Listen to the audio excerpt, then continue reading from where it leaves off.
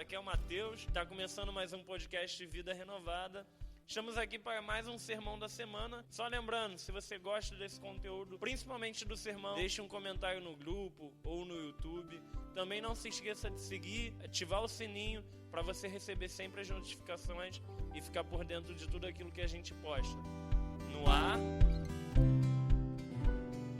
Vamos abrir no livro de Neemias, capítulo 2, de 1 a 5. Diz assim a palavra do Senhor. No mês de Nissan, no ano 20º do rei Artaxerxes, uma vez posto o vinho diante dele, eu o tomei para oferecer e lhe dei. Ora, eu nunca antes estivera triste diante dele. O rei me disse: por que está triste o teu rosto, se não estás doente? Tem de ser tristeza do coração. Então temi sobremaneira. E lhe respondi: viva o rei para sempre.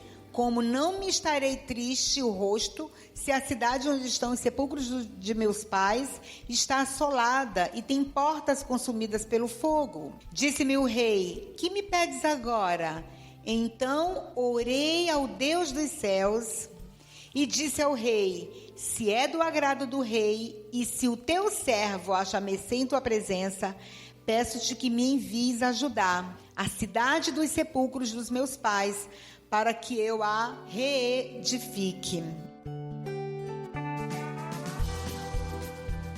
Nós temos falado sobre propósitos, né? E Sara, na semana passada, no domingo passado, trouxe uma palavra assim tão maravilhosa para os nossos corações, uma palavra de desafio. E quando eu estava ouvindo o podcast novamente da mensagem dela, eu até anotei aqui, até separei, porque ela falou sobre o gadareno e foi assim maravilhoso no final da mensagem, quando ela fala do propósito da vida daquele homem, né, daquele homem endemoniado. E como que um homem tão destruído por Satanás e tão destruído por uma falta de propósito, inconsciente, né? Porque ele vivia cheio de demônio, como que ele ia saber qual é o propósito de Deus para a vida dele, né? Não tinha como saber. E aí ela falou o seguinte, que o diabo tira a nossa consciência, ele destrói, né? Nos destrói, mas Deus devolve para nós. Não é isso? Quem estava aqui no domingo passado,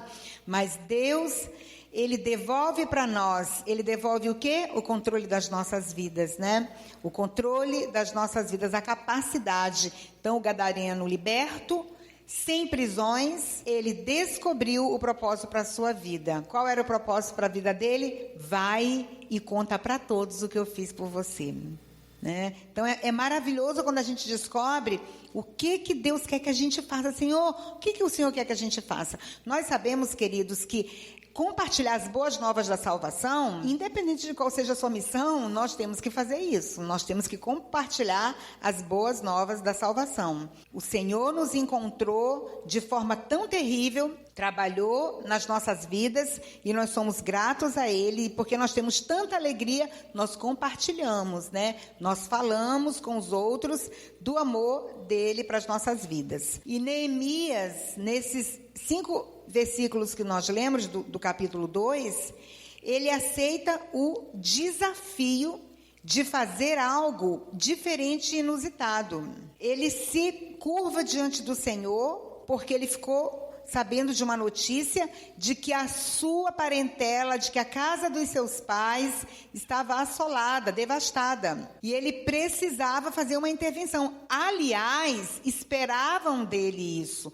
Tanto é que o seu irmão foi lá no capítulo 1 e falou para ele: olha, e aí, como é que estão todos lá? Ele perguntou. E o irmão falou: olha, tá tudo desolado, tá tudo triste. E aí foi falando da fome, da pobreza, da aflição que todos estavam vivendo. E aí ele ficou muito entristecido com aquilo, mas ele não só ficou entristecido com aquilo, ele recebeu aquela notícia e aí ele começou a pensar o que ele poderia fazer para mudar aquela situação, como ele poderia ser um agente de intervenção, Como ele poderia ser bênção naquela situação? E ele era um líder, porque se ele não fosse, essa notícia não teria chegado diante dele e ele nem teria se preocupado. Tipo, eu estou bem, sou copeiro do rei, né? Quando a gente pensa assim, num copeiro, pensa num trabalho de menos-valia, mas não era assim naquela época.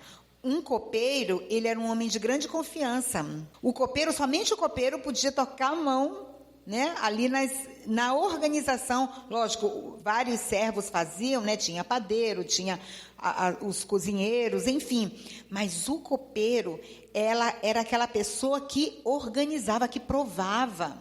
Tudo passava pelo crivo dele. A apresentação da comida, né, se a comida estava pura, se a comida estava contaminada ou não estava contaminada. Então, e era o primeiro que comia.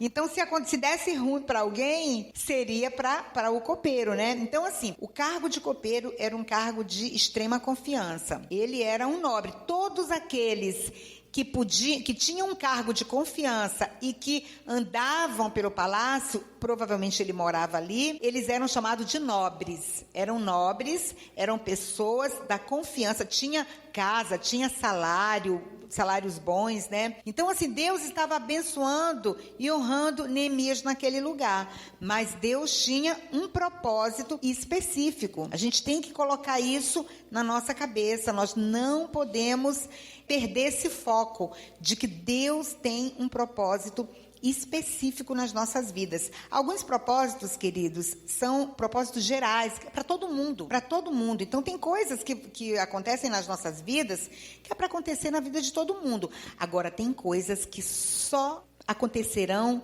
na minha e na sua vida.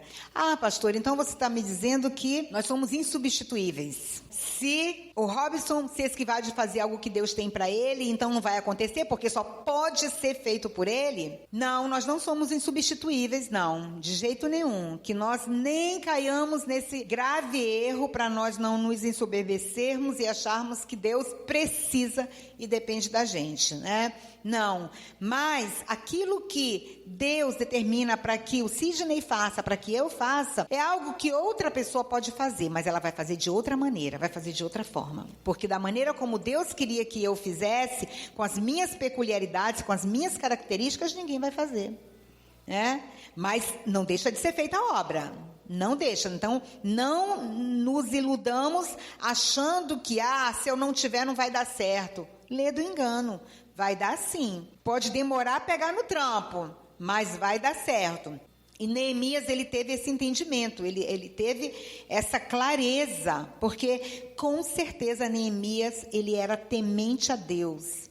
Porque se ele não fosse temente a Deus, se ele não fosse de confiança de Deus, Deus não compartilharia uma tarefa tão importante para ele. Nós precisamos ser de confiança de Deus. Você é de confiança de Deus? Deus pode contar com você, né? Deus quer contar conosco, mas nós precisamos ser de confiança. E aí eu queria que nós estivéssemos pensando assim, nas oportunidades para a gente poder chegar a cumprir aquilo que Deus tem para nós.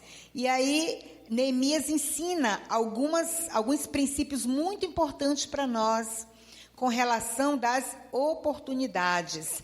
Neemias, ele escolheu o tempo certo de se apresentar diante do rei. No capítulo 1, ele diz assim, as palavras de Neemias, filho de Acalias. No mês de Quisleu, no ano 20º, estando eu na cidadela de Suzã, veio Hanani, um dos meus irmãos, como alguns de Judá. E lhes perguntei pelos judeus que escaparam e que não foram levados para o exílio acerca de Jerusalém. Disseram-me, os restantes que não foram levados para o exílio se acham lá na província e estão em grande miséria e desprezo. Os muros de Jerusalém foram derrubados, suas portas foram queimadas. E tendo ouvido todo esse relato de tragédia, de desespero, assentei-me e chorei e lamentei por alguns dias e estive jejuando e orando perante o Deus dos céus.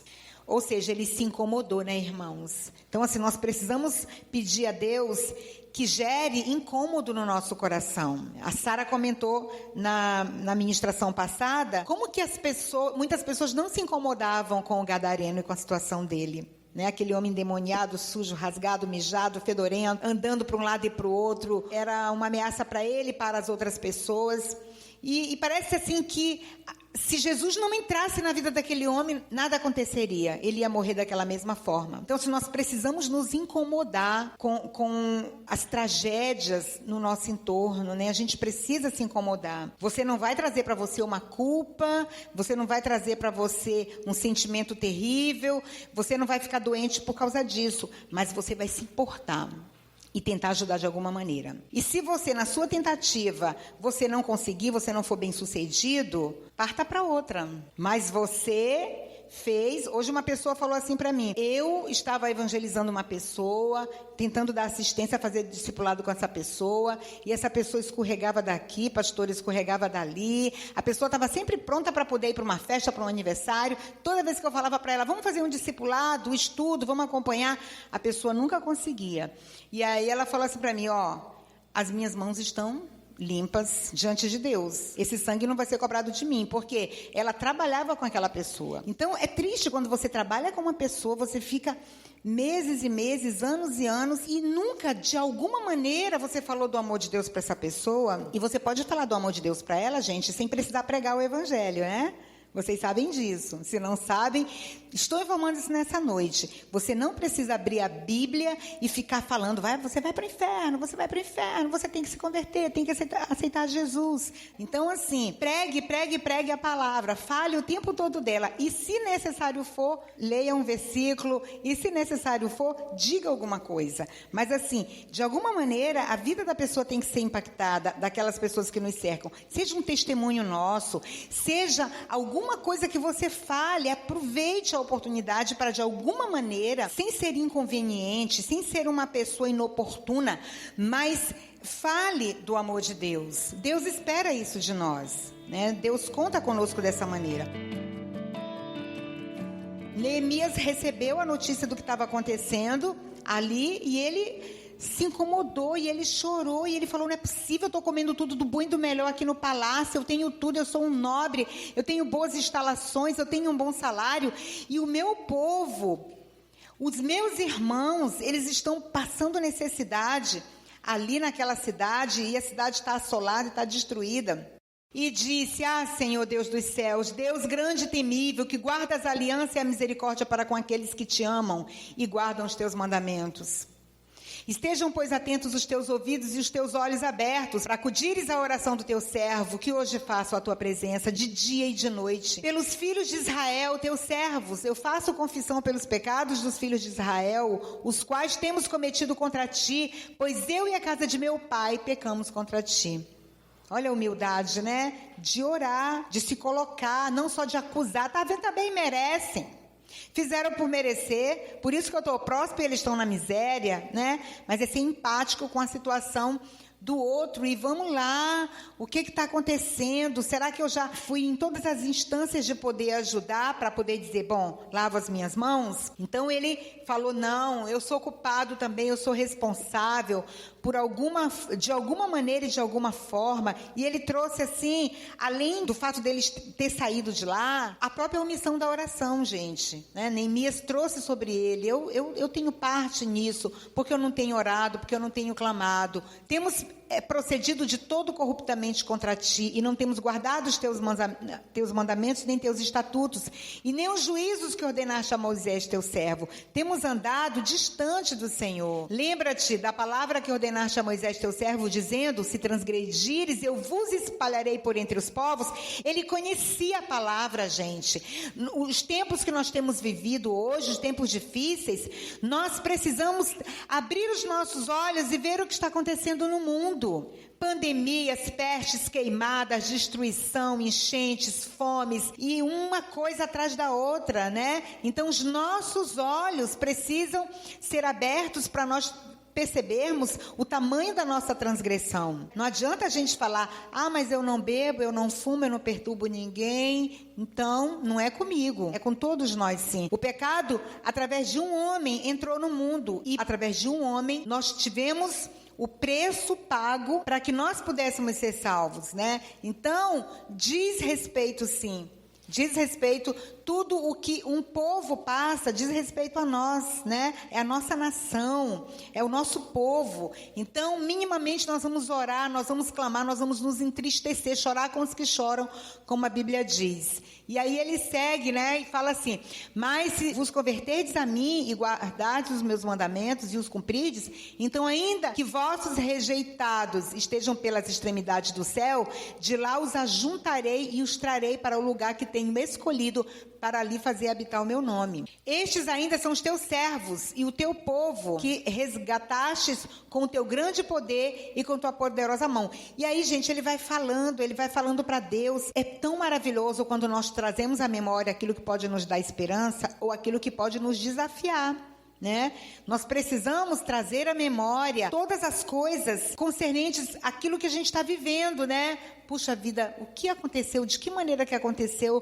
Como a situação chegou dessa maneira? Como que eu posso? Qual é a parte que me cabe? Se a parte que me cabe é usar máscara, se a parte que me cabe é compartilhar o meu pão com a pessoa que ficou desempregada na época da pandemia, se a parte que me cabe é ficar em casa quando tem que ficar em casa, é sair quando precisa sair. Então, assim, é não jogar lixo na vala, porque isso aí vai afetar todos, né? O quê? Qual a parte que me cabe, né? Como que eu me importo? Como que eu me importo com tudo ao meu redor? Então, assim, ele foi ali conversando, ele foi trazendo a memória dele, eu imagino que foi assim, um tempo de muita angústia para ele. E quando a gente chega assim no final do capítulo 1, Senhor, estejam, pois, atentos os teus ouvidos à oração do teu servo e à dos teus servos que se agradam de temer o teu nome. Concede que seja bem sucedido hoje o teu servo e dá-lhe mercê perante este homem. Nesse tempo eu era o copeiro do rei.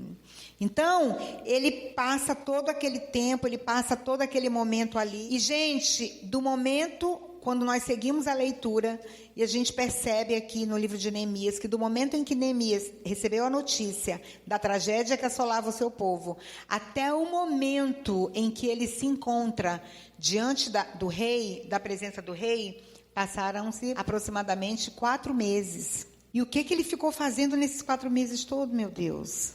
Ele ficou orando, ele ficou analisando os prós e os contras. Falo, não falo, o que eu faço, como que eu vou chegar diante do rei, como que eu vou falar, eu sou um homem de confiança, eu preciso ir lá na minha terra resolver esse problema, mas como que eu vou, será que o rei vai me dispensar, será que o rei vai entender? E aí ele ficou ali, e como que eu vou encontrar recursos para poder reconstruir os muros, para poder dar um mínimo de segurança para aquele povo, levar provisão, cestas básicas, comida, o que eu vou fazer, de que maneira que eu vou fazer. Então, eu queria que nós pensássemos aqui em alguns pontos que é importante para nós aprendermos com essa situação de Neemias. Nós precisamos de tempo para assimilar a visão que Deus nos deu. Isso é muito importante, muito importante. Toda vez que Deus compartilhar algo comigo, toda vez que Deus compartilhar algo com você, e nessa sua busca de entender o propósito de Deus para a sua vida, específico, né? Será que eu estou no lugar certo, fazendo a coisa certa? O trabalho onde eu estou, o lugar onde eu estou envolvido, onde eu estou envolvida. Então, você precisa de tempo para assimilar a sua responsabilidade e a visão que Deus te deu. Nós precisamos de tempo para poder entender. Então, foi o que Neemias fez. Neemias ficou ali por 4 meses, orando, pensando nas estratégias. Como que eu vou fazer? Como que eu vou fazer para resolver essa situação? Peraí, eu tenho que falar com tal e tal pessoa, eu tenho que ir em tal e tal lugar, tem um documento que eu não tenho, eu preciso desse documento, como é que eu vou fazer? Deus te dá a visão, te dá o sonho que você vai para o exterior. Você vai para o exterior e você tem esse desejo, Deus fala isso com você. Então, você tem que procurar saber para onde, que exterior é esse? Você vai para a Europa ou você vai para a América do Norte, né? Para os Estados Unidos? Para onde que você vai? Se você vai para a Europa, você precisa de visto? Você precisa de que tipo de passaporte? O que acontece lá? Quanto que deve ser mais ou menos as passagens? Qual a aceitação que esse país tem para imigrantes ou não? Então, assim, são muitas coisas. Como que eu vou fazer com a minha casa? Eu alugo? Como que eu faço para poder me deslocar? Será que minha esposa vai querer ir? Será que meu esposo vai estar aberto para essa visão? comprar um móvel, um imóvel, entrar no empreendimento, sociedade, gente, entrar numa sociedade. Então, seja qual for, fazer uma cirurgia, fazer um curso, uma faculdade, trocar de curso, trocar de faculdade, enfim, tudo isso nós precisamos assimilar as implicações disso, dessas mudanças e dessas escolhas nas nossas vidas, né? Precisa assimilar. Então, nós entendemos no texto que Neemias ele precisou de um tempo para poder assimilar tudo isso. Depois de tudo muito bem assimilado, né, nós precisamos entender a necessidade de fundamentar essa decisão em oração. A Bíblia diz, nós lemos aqui que Neemias orou. Ele clamou ao Senhor e ele disse, Senhor, eu tenho clamado a Ti de dia e de noite. Então, ele fez ali a sua campanha de oração. Nós não sabemos o tempo que ele ficava orando, né? Em que momentos, mas era de dia e era de noite, né? Então, assim, nós precisamos clamar a Deus, nós precisamos ter um tempo, irmãos, para poder definir isso, para poder escrever. Ou para poder... Uma pessoa perguntou assim para mim, eu posso gravar um áudio? Né? A gente estava conversando sobre planejamento, e aí ela falou assim, será que eu posso, então, eu sou difícil para escrever, eu não escrevo em bloco de notas, eu não tenho agenda, e se eu escrever num papel, eu vou perder o papel, e não vou saber onde que eu coloquei o papel. Será que eu posso gravar um áudio e ir salvando no meu celular? Eu falei, pode. Porque depois você ouve de novo, e aí você, nossa, há uns 3 meses atrás eu estava pensando isso, agora eu já penso assim. E as portas que Deus foi abrindo para mim, ou foi fechando, foi me dando uma ideia do que eu poderia e do que eu não poderia. Então é muito importante, né, nós fundamentarmos essa decisão em cima de oração, essa busca, né, qualquer que seja, em cima de oração, de propósito. Mas assim, o que acontece muitas vezes, irmãos? Antes de orar, antes de fundamentar em oração, a gente já começa a falar para todo mundo. E fala para todo mundo o que está querendo fazer, o que está pensando. Ainda não tem nada, a pessoa ainda nem se informou de como que tem que ser feito isso, mas já está falando para as pessoas e todo mundo já sabe. Então, de nos resguardarmos nesse sentido. Um outro ponto importante é sentir-se preparado e seguro a respeito do seu plano. Então, o plano só pode ser executado quando você tiver certeza que vai dar certo.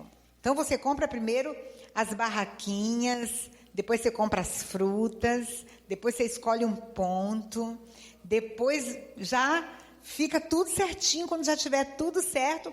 Aí você fala, gente, pastor, eu posso colocar no grupo da igreja? Eu vou colocar uma barraquinha para vender salada de fruta. Mas já está tudo certo. Não vai dar nem tempo da concorrência pensar em fazer salada de fruta, porque quando você aparecer, já está você vendendo, né? Ninguém colocou ainda na frente. Então, assim, sentir-se preparado a respeito disso.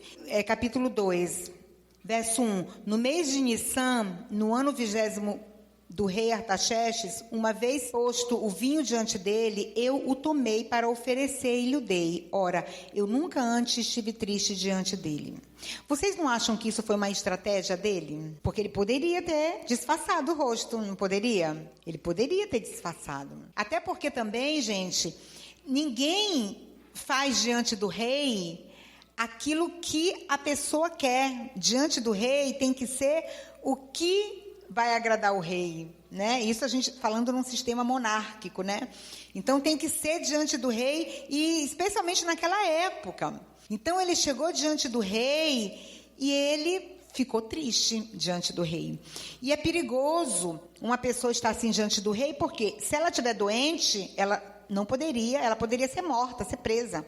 Porque se ela está doente, ela não vai se apresentar diante do rei, nem colocar a mão na comida dele. E ele se apresentou diante do rei e triste. No verso 2, o rei me disse, por que está triste o teu rosto, se você não está doente? O rei já sabia que ele não estava doente, que ele não era louco de colocar a mão na comida do rei estando doente, se apresentar diante do rei sem condições. Tem de ser tristeza do coração. O próprio rei falou, né? Só pode ser alguma coisa no teu coração.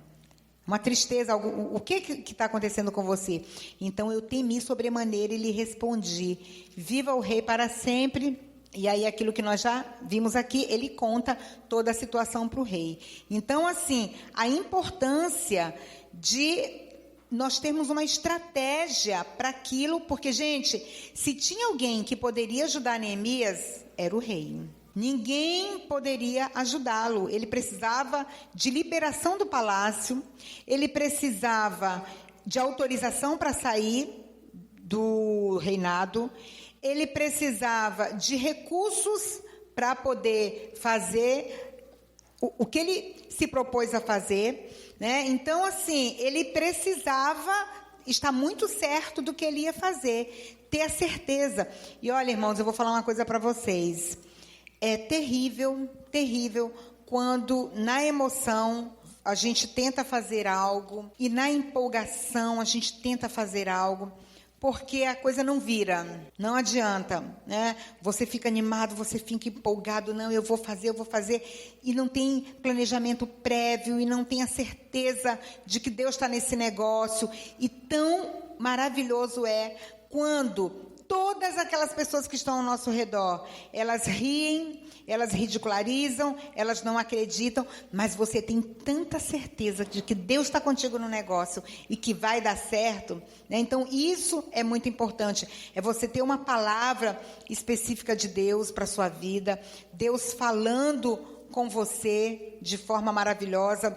E nós temos estudado de manhã sobre Paulo, as viagens de Paulo e a vida, né, do missionário Paulo, a importância dele para o Ocidente, né, para nós, como que a entrega dele nos beneficiou, porque ele foi considerado o apóstolo dos gentios, né, daqueles que não eram judeus. E eu acho assim muito tremendo quando Paulo ele vai diante do rei Agripa e ele faz aquela defesa que eu já comentei aqui com vocês no livro de Atos.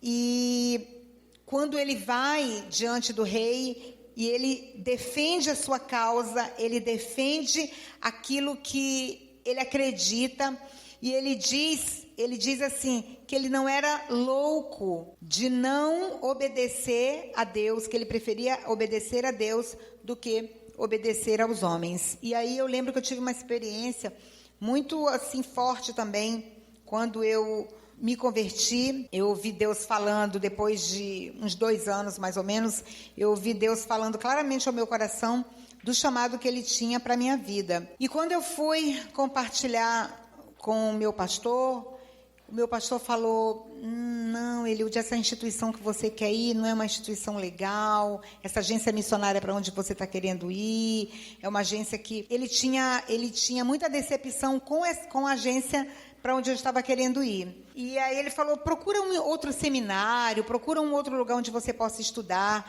Mas Deus tinha falado claramente comigo que era para eu ir para esse lugar. Era para eu sair de São Luís, para eu ir para Belém do Pará, para poder me preparar ali, estudar ali, ter um tempo ali, depois ir para o prático, para poder trabalhar com os povos ribeirinhos. E eu comecei a orar, comecei a clamar, e eu falei: Senhor, tem misericórdia, porque também eu não posso sair em desobediência, né? Tipo, Deus falou, se Deus falou, não interessa. Deus falou, eu vou, e acabou. E aí o mundo fica se acabando atrás de você, mas você falou que vai, né?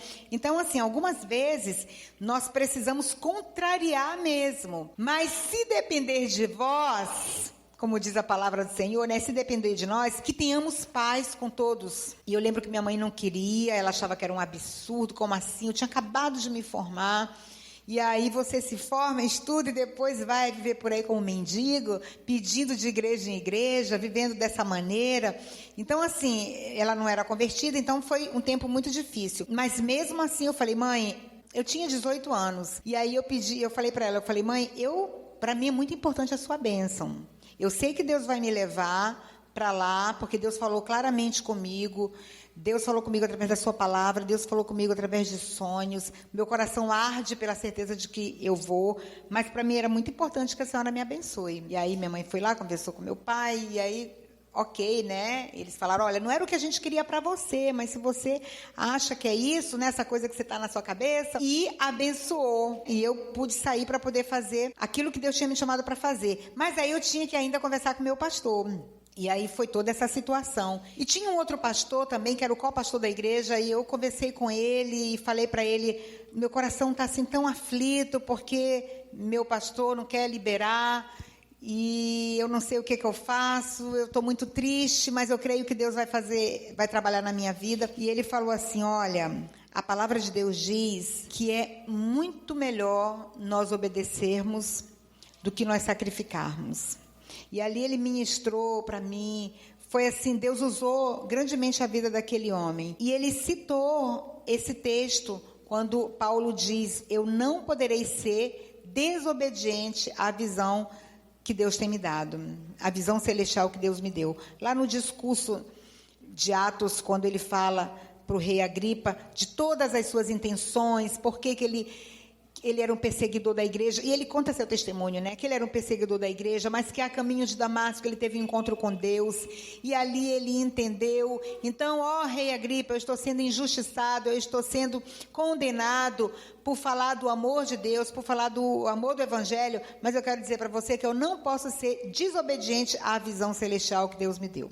E aí eu fui e falei isso com o meu pastor, falei que eu não podia ser desobediente à visão que Deus tinha me dado. E Deus, assim, foi acomodando as coisas. A igreja não me sustentou financeiramente, né? Porque um dos requisitos, quando você entra num seminário ou numa agência missionária, que a igreja que está te enviando, a igreja tem que pagar o seu curso, a igreja tem que sustentar você ali.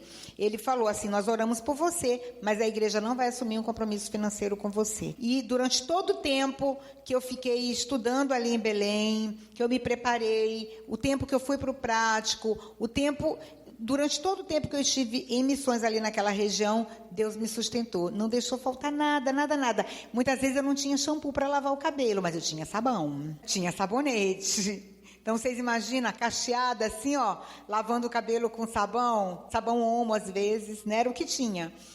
Hoje você vai lavar cabelo com o quê? Com o que tem, né? Com o que tem, lavo. Então, assim, foram tempos difíceis, mas Deus, Ele provia. Deus, Ele guardava, Deus livrava. Durante todo o percurso por onde nós passávamos, no caso, eu e minha equipe, eu ainda não era casada, não conhecia o Rivaldo. Deus ia ali sustentando a gente nos trabalhos que nós fazíamos na madrugada, quando a gente saía para trabalhar com criança de rua, para levar o chocolate, as crianças cheirando cola, as crianças drogadas, violentas, agressivas, né? Então, Deus, Ele sempre guardou, Ele sempre protegeu, mas a gente precisava ter as estratégias certas, né? O que fazer, em que momento ir. Então, assim, eu tive aquele tempo também de orar, de saber qual é o momento que eu vou falar isso com essas pessoas específicas. Senhor, vá abrindo as portas. E até a chefe do meu trabalho, ela ficou triste na época, mas ela falou, não, eu vou te abençoar, eu vou comprar as passagens para você. Então, assim, todo o mover que Deus fez prova que Ele guarda os seus quando você se aliança com Ele, quando você clama a Deus e busca da maneira como Neemias estava ali de dia e de noite orando para que Deus fizesse o que Deus disse que faria, porque com certeza Deus falou ao coração dele. Deus colocou no coração dele a estratégia certa e no tempo certo, 4 meses depois, ele foi até o rei e falou para o rei qual era a sua necessidade. Então, nós precisamos estar seguros para colocar o nosso plano em ação e ter a disposição mental e emocional do rei, né? Então, ele foi assim bem estratégico, a disposição mental e emocional do rei. Então, ele soube como acessar o coração do rei, ele soube como achar mercê diante do rei. Ele manipulou o rei, fez carinha de triste e ficou lá, e o rei, a batalha dele, ele venceu foi em oração, porque a Bíblia diz, queridos, que o coração do rei está nas mãos do Senhor, e este o inclina para onde ele quiser, amém? Então, o coração do rei está nas mãos de Deus, é do Senhor, e é Ele que vai trabalhar, é Ele que vai inclinar. Então, quando Deus colocou no coração de Neemias, é agora, vai lá, ataca, porque eu já preparei, ele está preparado. Então, a gente tem essa habilidade para saber qual o momento, ter essa sensibilidade. Gente, bom senso é tudo na vida, é maravilhoso. A gente ter bom senso. Imagina, você entra na sala do seu patrão e ele está lá cuspindo fogo, falando que está com um monte de dívida e que um monte de inadimplente, não sei o quê. Essa é uma boa hora de pedir aumento? Essa não é uma boa hora de pedir aumento, né? Então, assim, a gente precisa ter bom senso, né? A gente precisa ter bom senso, a gente precisa ter estratégia certa para alcançar essa disposição mental e emocional daqueles que estão envolvidos no nosso projeto. A estação do ano que lhe permitia mover-se mais rapidamente também, né? Então, Neemias, ele pensou nisso, gente. Ele levou 4 meses. Então, qual era o tempo? A Bíblia diz que foi no mês de Abib, né? No mês de Abib. Então, no mês em que ele sabia que era um tempo bom, que era um tempo oportuno para ele poder fazer essa viagem, para ele poder conseguir comprar as coisas, ter acesso à madeira, né? Então, assim, a época era uma época boa para navegação. Como que era, né? Então, assim, todas essas circunstâncias foram levadas em consideração. Agora, uma coisa que eu queria, assim, que nós pensássemos e que nós nos detivéssemos nesse momento é que ele não compartilhou com ninguém até Deus falar para ele que ele precisava falar. E aí eu queria que nós pensássemos em alguns personagens na Bíblia que fizeram isso também. Vocês conseguem lembrar de alguém que segurou uma informação, que segurou uma situação antes de sair falando para todo mundo? A Esther, né, a rainha Esther, ela só compartilhou ali com aquele grupo dela, né, falou, vamos orar, vamos jejuar, e reuniu aquelas pessoas, né, específicas para isso. Mas eu pensei também na mulher do fluxo de sangue. A mulher do fluxo de sangue, ela não era uma coisa que todo mundo sabia. Porque se todo mundo soubesse, ela era impura.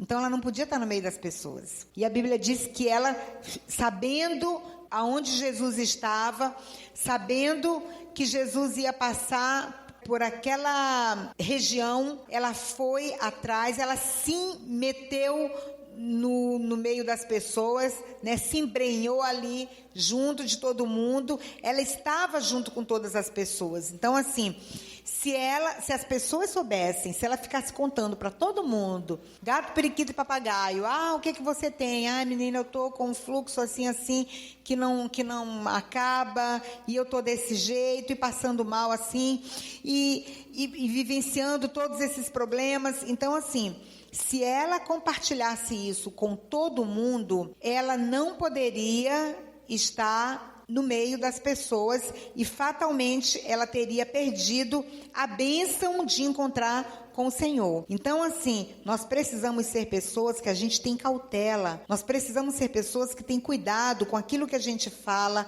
com quem que a gente fala, com quem que a gente compartilha e de que maneira que a gente compartilha. Então, assim, a mulher do fluxo de sangue, ela não desistiu. Marcos 5:24 mostra a situação dela, a situação daquela mulher, o desejo dela. Ela se planejou, ela se organizou, com certeza ela armou uma estratégia. Como que eu vou fazer para poder não ser descoberta, para segurar esse fluxo? Como que eu vou me esconder ali na frente daquela? Que tipo de roupa que eu vou usar? Qual o momento certo? Porque com certeza ela não ficou o dia todo. Uma mulher com uma hemorragia terrível, ela não ficou o dia todo, né, ali andando para cima e para baixo com aquele povo. Então, ela fez uma estratégia e aconteceu que certa mulher, que havia 12 anos vinha sofrendo de uma hemorragia e muito padecera à mão de vários médicos, tendo despendido tudo quanto possuía, sem contudo nada aproveitar. Antes, pelo contrário, indo a pior. Tendo ouvido a fama de Jesus vindo por trás dele, por entre a multidão tocou-lhe a veste. Porque dizia, se eu apenas lhe tocar, eu ficarei curada e eu não precisarei fazer alarido, eu não precisarei, ninguém vai ficar sabendo. Então vai ser o meu segredo. Eu vou tocar nele, ele é poderoso, eu tenho ouvido tantas coisas sobre ele. Eu vou tocar nele e eu vou ser curada, né? Então ela fez, né, sua estratégia, seu plano, e ela segurou aquilo ali para que as pessoas não espalhassem, né, os planos dela, porque os discípulos não iam deixar aquela mulher encostar em Jesus. E logo se lhe estancou a hemorragia e sentiu o corpo estar curado do seu flagelo. Na hora ela sentiu. E Jesus, reconhecendo imediatamente que dele sairia poder, virando-se no meio da multidão, perguntou: quem tocou nas minhas vestes? Responderam-lhe seus discípulos: vês a multidão que te apertas? Quem te tocou? Não dá para fazer essa pergunta. Ele, porém, olhava ao redor para ver quem fizera isto. Então a mulher, atemorizada e tremendo, consciente do que nela se operava, veio, prostrou-se diante dele e declarou-lhe toda a verdade. Então, assim, vamos esperar acontecer para a gente poder contar toda a verdade, né? Vamos esperar acontecer. Isso é muito importante, a gente ter essa discrição, a gente ter esse bom senso, essa estratégia que Neemias teve. Uma outra pessoa que eu gostaria também de que nós refletíssemos aqui, que foi também bem sensata, bem prudente, bem privativa com a história dela, foi a viúva de Sunem. A viúva de Sunem, lá em 2 Reis, capítulo 4, conta a história dessa mulher.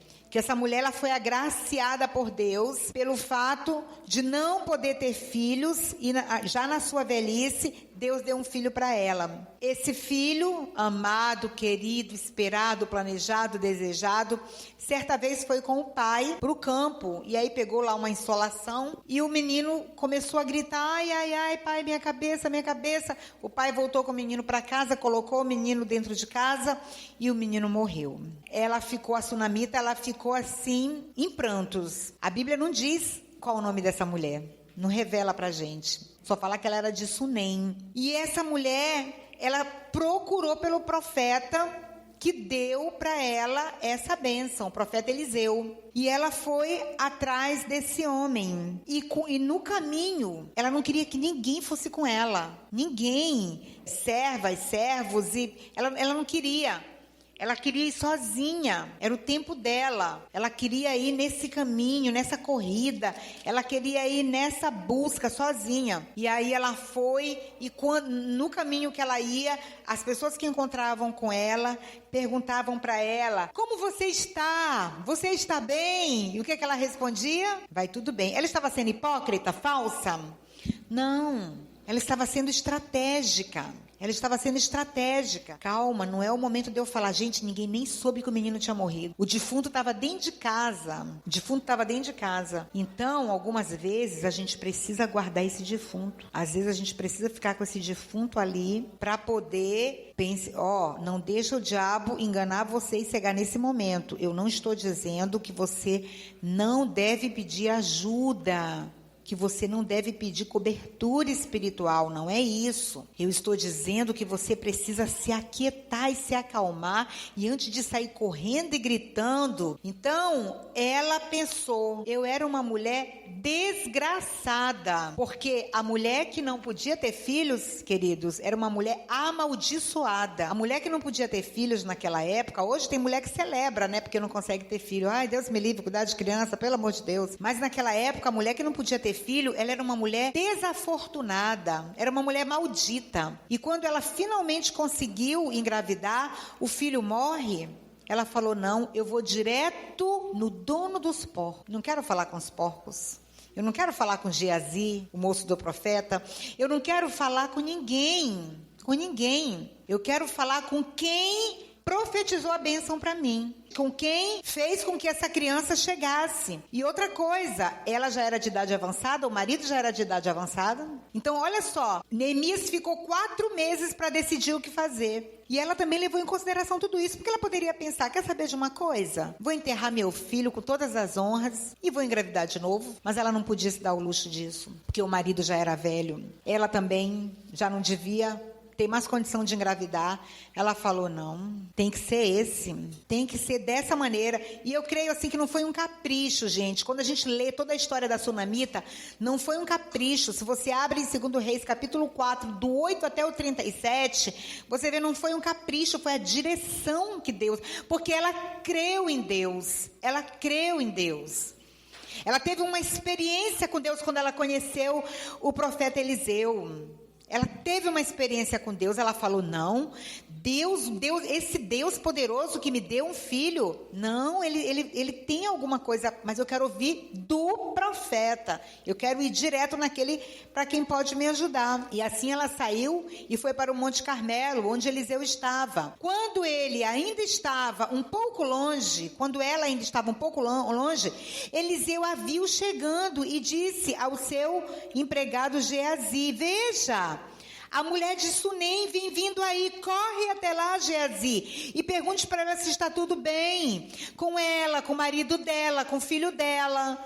A mulher disse a Geazi assim, está tudo bem. Porém, quando chegou ao lugar onde Eliseu estava, ela se ajoelhou diante dele e o abraçou os seus pés. Geazi ia tirá-la dali, mas Eliseu disse, não faça isso. Você não está vendo que ela está muito aflita? E o Senhor Deus não me disse nada sobre isso. Então, irmãos, nós precisamos aprender essa habilidade. A gente precisa aprender essa habilidade. A gente precisa aprender a habilidade de ter um tempo com o Senhor, de fazer a nossa devocional, de parar para poder... Às vezes, você fala assim, nossa, eu não vejo essa pessoa quieta um minuto. Essa pessoa não ora, essa pessoa não faz sua devocional, não faz suas preces, né? Você pode fazer isso na cozinha. Eu conheço pessoas, mulheres, que o momento em que elas faziam a devocional delas, era o momento que o barraco estava quieto. Que o marido tinha saído, as crianças tinham saído, né? Então, ela ia ali para a sua pia da cozinha, enquanto ela lavava toda aquela louça, arrumava aquela cozinha, ela estava ali clamando, orando, Deus falando, ministrando.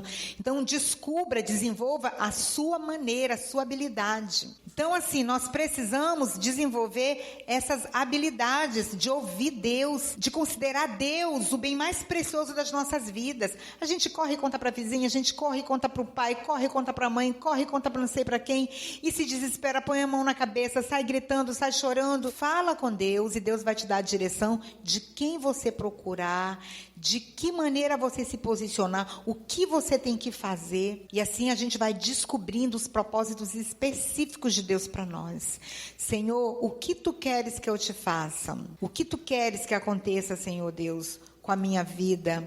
O que tu queres, ó Deus? Tu contas comigo aonde? De que maneira? Senhor, eu estou tão infeliz, eu estou tão triste nesse trabalho. Mas aí você fica triste no trabalho, levando, empurrando com a barriga dia após dia, ou então você inflama todo mundo contra o trabalho não presta, o patrão não presta, não sei o que não presta. Então, assim, nós não podemos ir nem para um extremo e nem para o outro. Nem se acomode, nem seja uma pessoa acomodada, que fala, é porque Deus quer, eu vou continuar assim, desse jeito mesmo. E nem também ir para o outro lado, querer fazer a justiça com as suas próprias mãos. Ore a Deus e fale, Senhor, eu preciso que o Senhor me responda. Eu preciso saber qual é o propósito específico do Senhor para a minha vida. Eu estou infeliz nesse lugar. Tem uma instituição que eu estou fazendo uma maratona de genograma com os funcionários de lá. E o genograma é a nossa árvore genealógica, só que ela é específica. Porque no genograma, eu falo assim, que o genograma é fofoqueiro, né? Porque você vai perguntar para o genograma o que está acontecendo. Você tem que ir com uma pergunta para o genograma. Então, você pergunta para o genograma, por que eu casei e não consigo ser esposa? Por que eu tive filho, mas não consigo ser pai? Por que eu estudo e não consigo trabalho? Né? Então, vai perguntando. E aí, chegou uma das funcionárias, era a hora dela, ela entrou, e eu falei, qual a sua pergunta para o genograma? Ela falou assim, eu quero saber para o genograma por que eu já passei pelo 4º casamento e não tenho marido nenhum até hoje. Aí eu brinquei ali com ela, eu falei, mas isso não estava dentro do script da empresa, né? Aí brincamos ali, e aí ela falou, eu não sei, mas eu não entendo. Eu falei, então vamos perguntar para o genograma, porque o genograma é fofoqueiro, ele vai dizer. E aí a gente começa a fazer, né, o gráfico. seu avô, você conheceu o seu avô, você conheceu sua avó, sua tia, e aí você vem, sua mãe, como era seu pai, como era sua mãe. E aí a gente vai desenhando, e a pessoa vai olhando, e aí ela descobre que todas as Marias da família dela foram Marias também, que casaram a primeira vez, que casaram a segunda vez, que casaram a terceira vez. E aí você vai descobrindo o que assusta esses homens. Por que esses homens não ficam, né, com essas Marias? Aí você pergunta uma palavra para essas Marias da sua família. Como são essas Marias em uma palavra? Elas são mulheres fortes, elas são mulheres guerreiras. Então assim, são fortes e são guerreiras como? Como assustam esses homens, né? Esses homens ficam preocupados demais, porque elas não deixam os homens exercerem o papel de homem. E aí os homens dão no pé, entre outras coisas, né? Só falando assim rapidamente para vocês, porque normalmente isso aí é feito em 1 hora, 1 hora e meia. Então, assim, como que é importante a gente entender a nossa história, a história da nossa vida. Porque se a gente não sabe nem da onde a gente veio, quem a gente é, como é que a gente vai saber para onde a gente vai? Então, é muito importante você entender. Neemias tinha isso muito claro. Olha, lá onde os sepulcros dos meus pais estão, está assolado, está tudo terrível. Não, eu me importo sim, eu quero ser bênção sim, eu quero fazer a diferença sim lá. Né? E em cima disso tudo, conhecendo a sua história, você fazer estratégias. Buscar ajuda dentro daquilo que Deus lhe mostrar. O que eu preciso fazer? Então, isso é muito importante. Agora, o mais importante de tudo, queridos, é nós priorizarmos a Deus. Às vezes, nós queremos fazer uma casa muito bonita, mas ela é construída em cima da areia. E nós não podemos. Às vezes nós queremos construir os nossos sonhos em cima de uma fundamentação que é do dinheiro, que é da formação acadêmica, que é da beleza, né? A pessoa fala, eu sou muito bonita, então eu terei todos os homens aos meus pés, eu nunca vou passar necessidade, não vou precisar nem trabalhar, né? Então, assim, qual tem sido a fundamentação para os nossos sonhos e os nossos projetos e para a nossa casa e para a nossa família e para o sucesso das nossas vidas? Nós precisamos priorizar a Deus.